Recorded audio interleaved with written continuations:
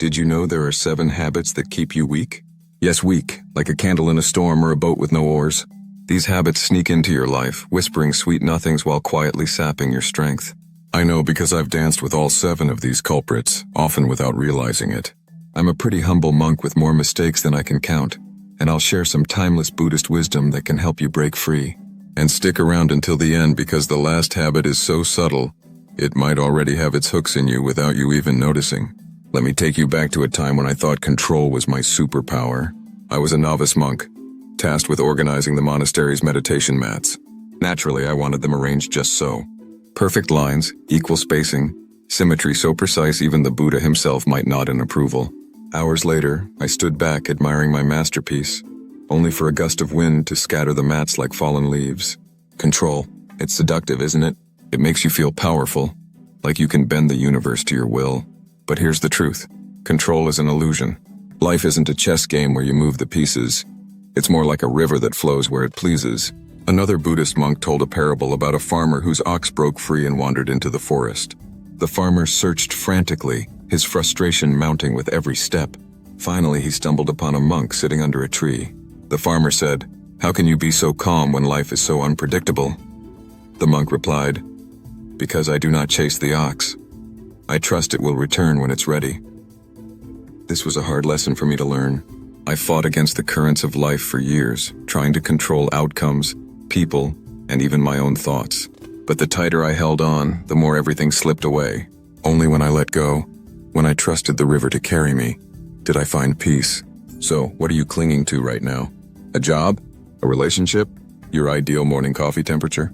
Whatever it is, consider this. Maybe it's time to let go. The river will take you where you're meant to be, and the ride is far smoother without the struggle. Back when I first became a monk, I thought saying yes to everyone was the ultimate act of kindness. Yes, I'll help gather firewood. Yes, I'll stay up late to chant.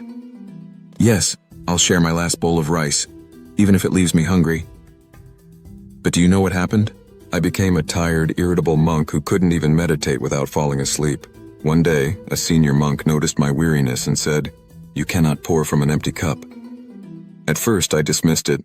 I mean, isn't selflessness the path to enlightenment? But then he told me a story that changed my perspective. There was once a kind-hearted man who let everyone borrow his oxen for their fields. Day after day, he lent his oxen until they grew thin and weak. One day, the man needed his oxen for his own fields, but they were too frail to work. The man ended up losing his crops and his livelihood. Compassion, the monk said, must be paired with wisdom. Helping others is noble, but neglecting yourself is foolish. I started setting boundaries, small at first. I learned to say, "No, I cannot fetch water tonight, I need rest." People respected it. Not only did I feel better, but I also found I had more energy to truly help others when it mattered most. So let me ask you, are you saying yes when you really mean no? Are you giving so much of yourself that you're left with nothing? Remember, boundaries aren't selfish, they're self-preservation. Even Buddha rested under the Bodhi tree. He didn't spend every moment running errands for the villagers. Perfection. The shining ideal we all chase, only to find it's as slippery as a fish in a river. I remember when I first joined the monastery, I was obsessed with doing everything perfectly. My meditation posture had to be flawless. My chanting had to hit every note, and my robe, not a single crease. Perfection is a trap. It whispers, "Just a little more effort and you'll be enough." But here's the truth. Perfection doesn't exist. Even Buddha in his teachings emphasized the beauty of impermanence and imperfection. The Japanese have a term for this, wabi-sabi, the art of finding beauty in the imperfect, the incomplete, the transient. One day, a visiting monk showed me his prayer beads. They were chipped and worn, with one bead missing. I asked why he didn't replace them. He smiled and said, "Because they remind me that nothing is ever perfect, and that's what makes it beautiful." From that day forward, I stopped chasing perfection. I realized that progress is what truly matters. One step forward, even if it's messy or imperfect, is worth more than standing still, waiting for the perfect moment. What about you? Are you waiting for the perfect time to start a project, have a conversation, or take a leap of faith? Let me tell you something. There is no perfect time. Start now. Embrace the imperfections. They're what make the journey worthwhile. Now let's talk about discomfort. That pesky little shadow we all avoid, as if dodging it will somehow lead us to a life of bliss. Spoiler alert, it won't. I learned this the hard way when I joined the monastery. The mornings were brutal, cold showers before sunrise, hours of kneeling on hard floors, and endless chanting with a sore throat. My first thought? What have I gotten myself into? My breaking point came on a particularly icy morning. I stepped into the freezing water of the outdoor bath and let out a scream so loud, even the birds fled the trees. My senior monk chuckled and said, "If you resist the cold, it will feel colder. Embrace it, and it will teach you resilience." At the time, I thought he was crazy. Embrace the cold. Might as well ask me to hug a porcupine. But as the days turned into weeks, something shifted. I stopped dreading the discomfort and started welcoming it. The cold showers became less of a punishment and more of a challenge, a teacher that pushed me to grow. The very thing you're avoiding is likely the thing that will make you stronger. Think about it. Every major breakthrough in life requires discomfort. Starting a new job, having a difficult conversation, letting go of something, or someone you've outgrown. Avoiding discomfort keeps you weak because it keeps you stuck. Facing it, however, builds courage, resilience, and strength. So, what's the discomfort you've been running from?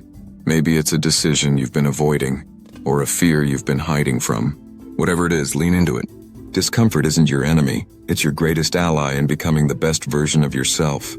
Grudges. The delicious poison we sip, thinking it will hurt someone else. I remember the first time I truly understood how destructive grudges could be. It was over a piece of mango. Yes, mango. Another monk took the last slice during dinner and I was furious. Mango was rare in the monastery, and I had been looking forward to that sweet golden bite all day. For the next week, every time I saw him, I'd glare. While meditating, my thoughts weren't of enlightenment. They were of elaborate revenge plans involving his favorite sandals and a muddy path.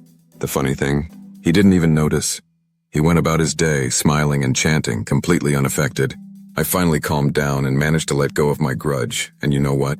It felt like breathing fresh air after being stuck in a smoky room. Holding on to anger is like grasping a hot coal with the intention of throwing it at someone else. You are the one who gets burned. So who or what are you holding a grudge against? A friend who betrayed you? A family member who let you down? A mango thief? Let it go, not for them, but for you.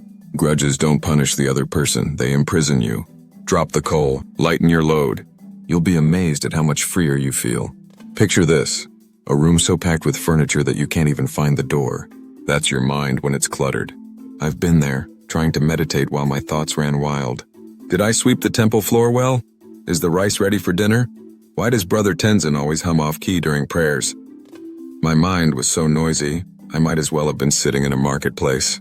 And then modern life? Even worse. Notifications, endless scrolling, emails. The mind is like a garden. Neglect it and weeds grow. But with care and attention, it can blossom into something beautiful. One day, a senior monk gave me the simplest yet most profound advice. Declutter your mind, he said. Start small. Observe your thoughts as they come and go, like clouds passing in the sky. Don't hold on to them. At first, it sounded impossible, but as I practiced, I began to notice the difference. Each moment of silence felt like clearing a cobweb, and soon, my mind was clearer, sharper, more focused. Here's a modern twist. Unplug. Yes, I'm looking at you and your phone. A digital detox might be exactly what you need. Start small, maybe an hour without screens. Watch how your mind breathes, how clarity sneaks back in when the noise fades. When was the last time you sat with your thoughts, no distractions? It might feel strange, even uncomfortable at first, but I promise it's worth it. A decluttered mind isn't just peaceful, it's powerful. Living without intention is like rowing a boat with no destination. You work hard, but you never truly arrive anywhere.